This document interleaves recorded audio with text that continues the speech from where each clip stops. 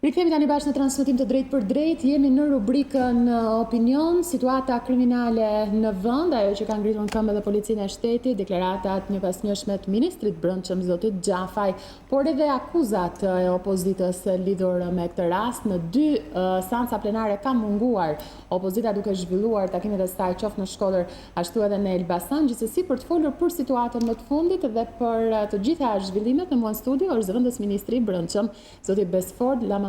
Zoti Lamallari, përshëndetje, mirëserdhje. Përshëndetje, faleminderit. E nisim bashkë të bisedë për sa i takon situatës, një situatë problematike për sa i takon krimit, por që edhe policia, forca e ligjit janë në veprim. Ç'mund të themi fillimisht?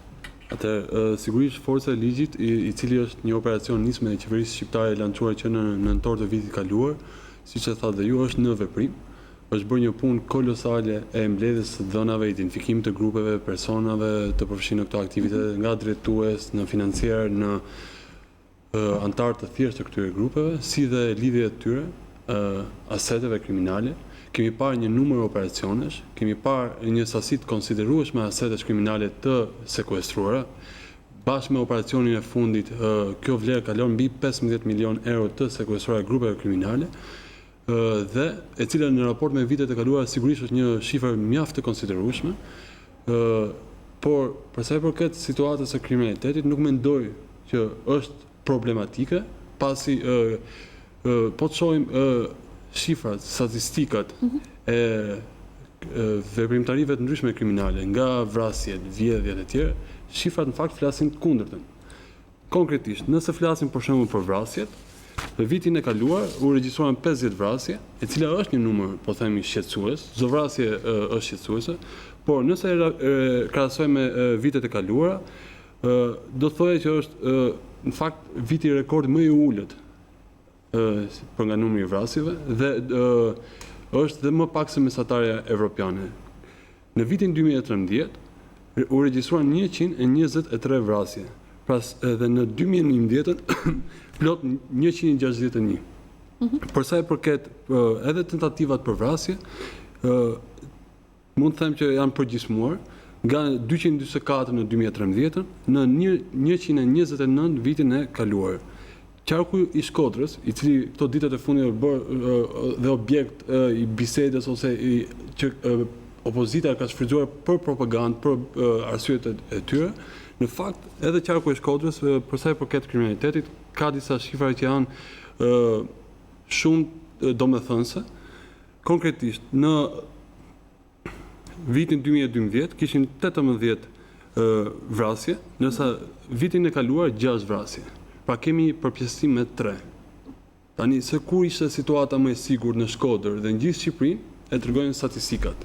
Po, ju po flisni me statistika në fakt, zoti Lamallari, por nga ana tjetër, gjithë kjo që njoftoi edhe ministri brendshëm, zoti Xhafaj, gjithë fushata e policisë, të gjitha arrestimet e kryera, apo të gjitha monitorimet, pse nuk u zhvilluan më parë? Këta persona që janë kapur apo rastet flagrante, pse nuk u identifikuan më parë?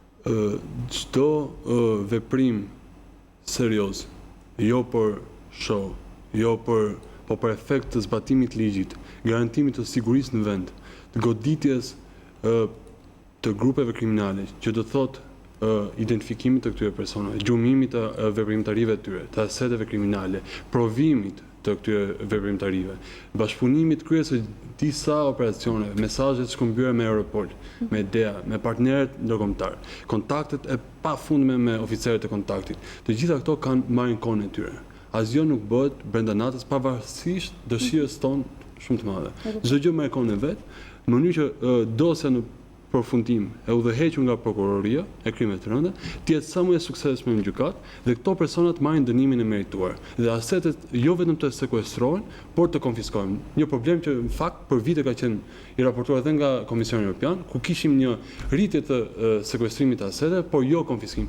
Jam i bindur që me këto prova të pakontestueshme që janë bërë edhe nga operacioni i fundit, do rezultojnë në dosje përfundimtare të suksesme për gjykatat, për prokurorin, për forcat e zbatimit ligjit dhe në fundit për qytetarët shqiptar. Pasi në fund, këto miliona euro që janë sekuestruar përkthehen më thjesht fare në spitale, në rrugë të shtruara, në fshatra që lidhen me njëra tjetrën, në projekte zhvillimore, në banesa sociale, në azile për moshat e mëdha, pra të gjitha kanë një vlerë caktuar dhe domethënie sociale. Megjithatë, njerëzit duan siguri, apo jo?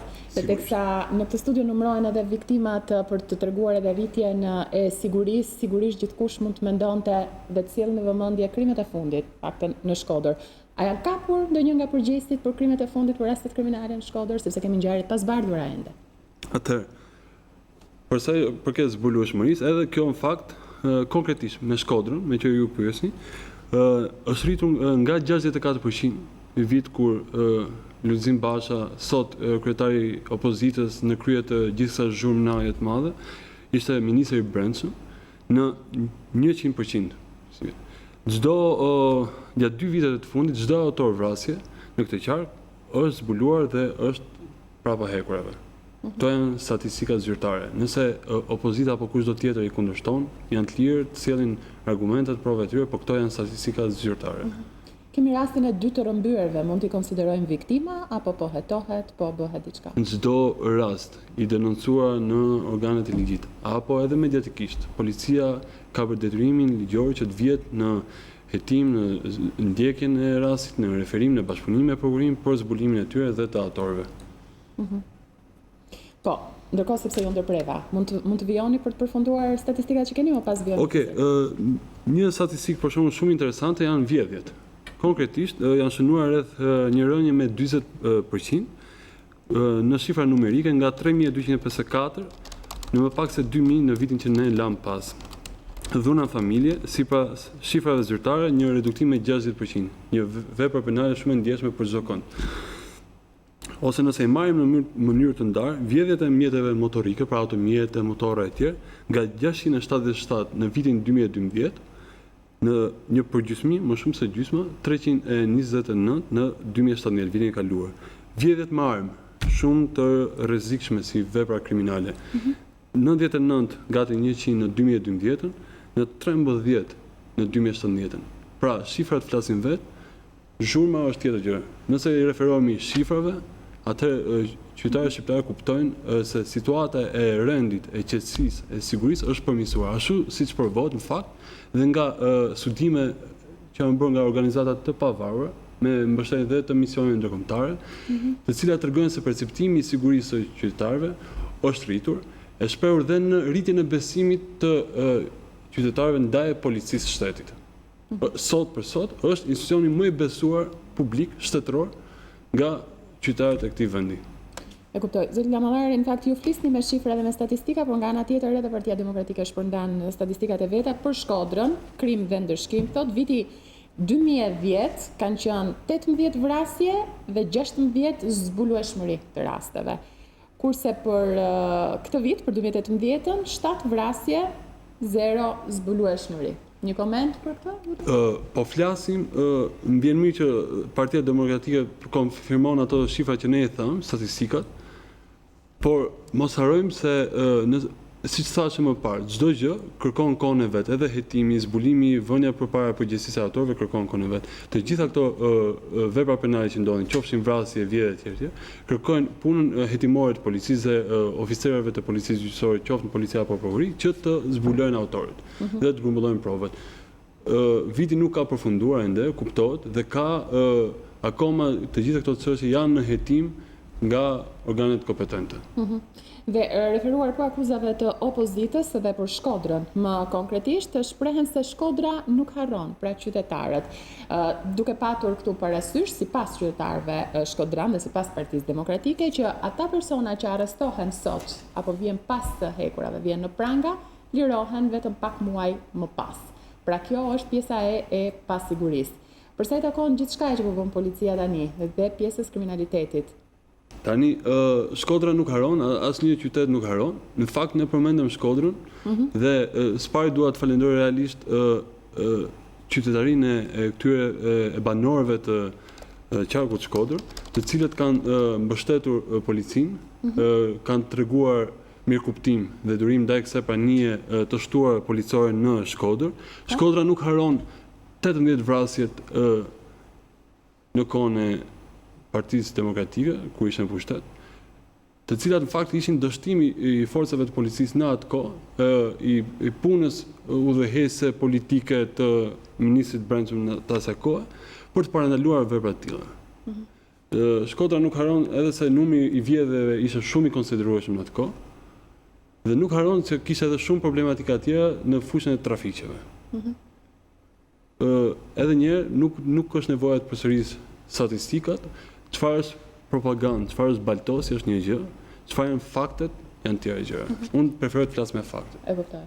Çfarë radhit Ministria e Brendshme si suksese? Flas për muajt e fundit dhe çka ka prioritet tani, shtatori e pas? Në fakt, nuk do t'ja lejonim vetes asnjëherë me gjithë këtë punë voluminoze, me gjithë akuzat që bëhen për arsye të ndryshme, arsye të vogla, meskine, domethënë që kanë një kostë në fakt për fatkeq të madhe për imazhin e vendit, për të ardhmen e këtyre qytetarëve, për mënyrën se si pastaj ato ndihen nga gjithë kjo propagandë, ndoshta edhe në turizëm, pavarësisht se me gjithë baltosin që është bërë nga Opozita, numri i turistëve nga viti në vit është rritur. Dhe nuk lejojmë që ne, pavarësisht gjithë këtyre temi na kapi euforia, ne vazhdojmë punën tonë si në drejtim të goditjes së grupeve kriminale përmes forcës së ligjit, operacionin Forca Ligjit, e cila është në veprim, e cila dua të theksoj nuk është një reagim spontan ndaj ngjarjeve që ndodhin aty këtu, por është një maksi proces i mirë konceptuar, i mirë menduar, ku janë koordinuar veprimet e gjithë organeve përgjegjëse sipas ligjit për zbulimin e këtyre autorëve, dhe në fund rezulton me aksione të njëpasnjëshme. Është bërë identifikimi i grupeve më të rrezikshme. Kemi parë 15 operacione pa këto të fundit, pam brenda këtyre orëve të fundit dhe 2 operacione shumë të suksesshme. Theksoj që ato po vijojnë për hetimet të mëtejshme për zbulimin e autorëve dhe personave të tjerë dhe pasurive të tyre janë në vijim, në bashkëpunim me autoritetet ndërkombëtare, pra Europol, DEA amerikane dhe autoritetet spanjolle dhe oficerët të kontaktit të vendeve të tjera. Jam i bindur që edhe në ditët muajit në vijim do të kemi operacione të cilat do të tregojnë në fundit se e gjithë kjo punë kolosale është e mirë menduar, e mirë konceptuar dhe në bashkëpunim intensiv me shtetet europiane, të Bashkimit Evropian kryesisht. Duke qenë se ju kam në këtë studio, zotë Lamallari, në momentin që ministri Xhafa e ka thritur mbledhjet në pasnjëshme apo jo, në nisje edhe të këtij sesioni parlamentar, por jo shumë e lidhur me pjesën e parlamentit, keni bërë mbledhje urgjente mes jush, a ka kritika vetë ministri Brendshëm, ku do që të përqendrohet më shumë fokusi kryesor, dhe çfarë është thënë apo e pa thënë për mediat nga këto mbledhje që mund ta zbuloni? Ligji ngarkon të gjitha autoritetet nga ministri Brendshëm, te policia e shtetit, te çdo punonjës i policisë shtetit me detyra të caktuara. Dhe vetëm arritja e rezultateve, llogaridhënia përpara qytetarëve, përgjegjësia janë ato që do të masin punën e gjithësakujt. Kjo është ajo çfarë ministri Brendshëm në autoritetin që jep ligji ka kërkuar vazhdimisht në mënyrë të përsëritur nga e gjithë drejtoria e përgjithshme e policisë së shtetit, nga drejtoritë vendore të policisë së shtetit, vetëm rezultatet dhe puna konkrete do të tregojnë që ne po zbatojmë detyrën dhe përgjegjësitë ligjore përpara qytetarëve shqiptar. Ne folëm shumë për Shkodrën, që në fakt situata është vërtet problematike, por nga ana tjetër ka plot qytete të tjera, siç janë edhe ngjarjet e Mamurasit në Epam, ditën e sotme. Cili mund të cilësohet si nga qytetet më problematike aktualisht për sa i takon krimit dhe sigurisë në vend?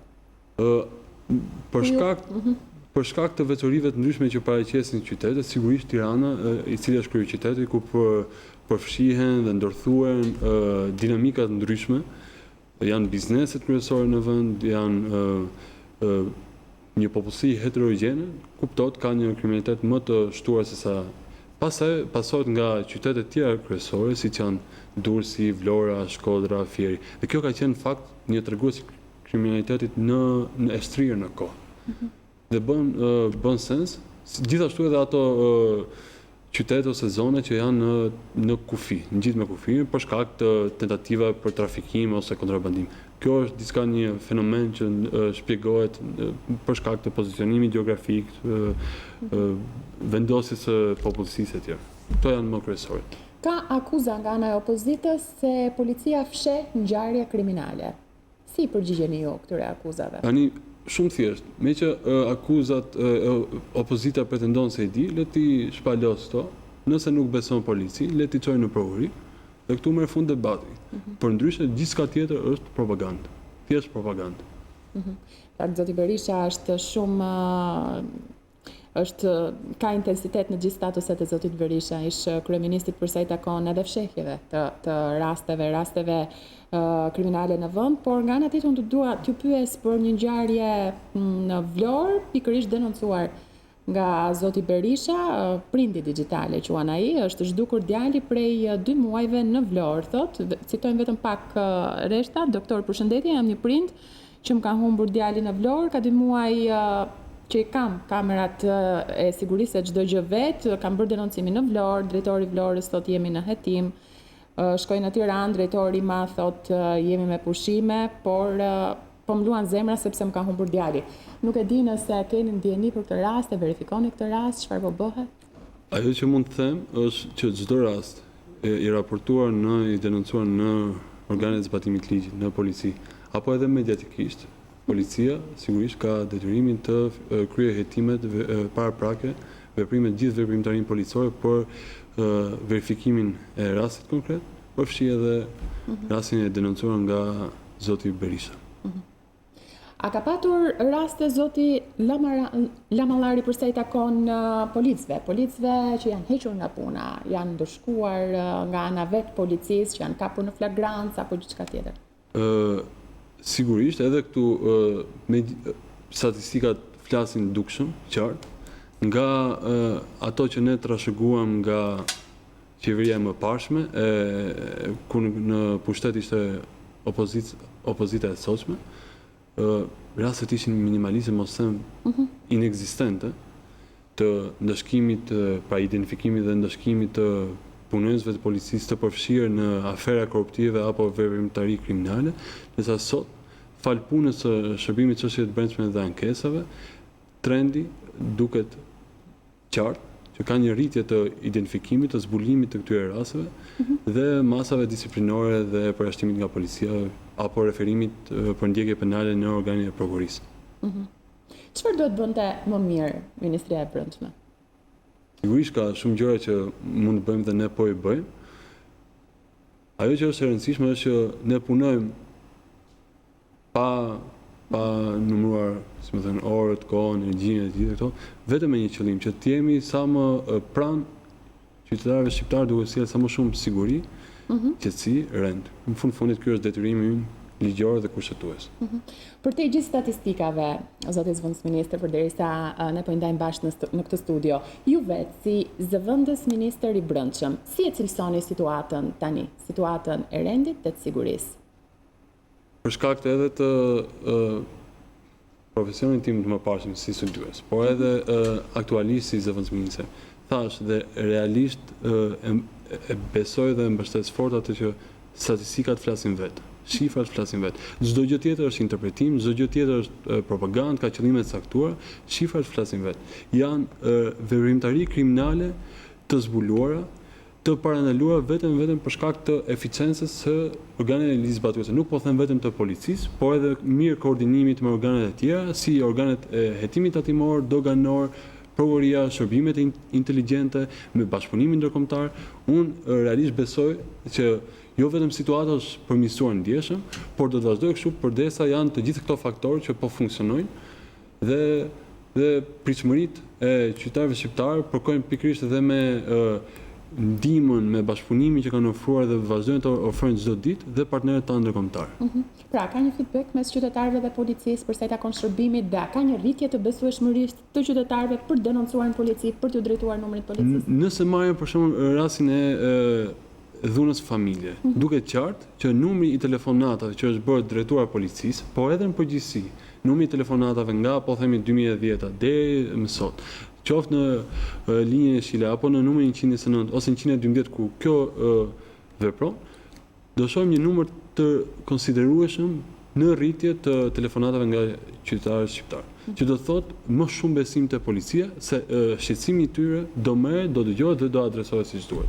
Edhe në rastin e dhunës familje kemi një numër më të lartë të viktimave të dhunës familje, të cilët e denoncojnë këtë, bashkëpunojnë me organet zbatimi. Duke marrë parasysh dhe karakterin e veçantë që ka kjo lloj vepre penale, pasi ndodh brenda familje. Por prap janë një numër i shtuar i viktimave që megjithëse rastet e dhunës shënojnë 60% rënje. Unë ju falenderoj shumë për këtë bisedë në studio, suksese në punën tuaj. Faleminderit ju. Shkojmë në publicitet, kthehemi pas pak.